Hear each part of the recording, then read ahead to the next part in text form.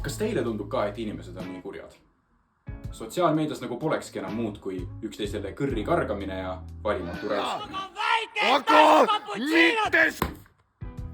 Kuid kas see vihaepideemia näitab tõesti inimeste tegelikku palet? Või miks ma veebis kogu aeg ainult negatiivset näen? Sotsiaalmeedia platvormid on suur äri. Nad on suutnud disainida sellised keskkonnad, mis väga detailselt mõistavad, mis meid käivitab. Paraku kipuvad need olema ka hirm, negatiivsed tunded, viha.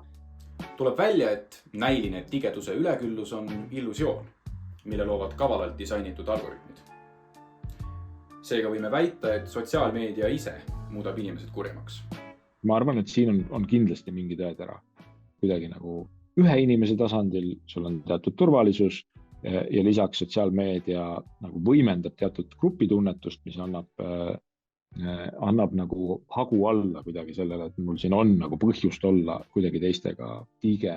Kas inimesed olemuslikult on muutunud kurjemaks? Nagu ma ei usu, et seda on inimkonna ajaloos. Me oleme väga palju muretsenud selle üle, kuidas inimloomus on nüüd nagu lootusetult muutunud, enamasti see ei ole tõsi.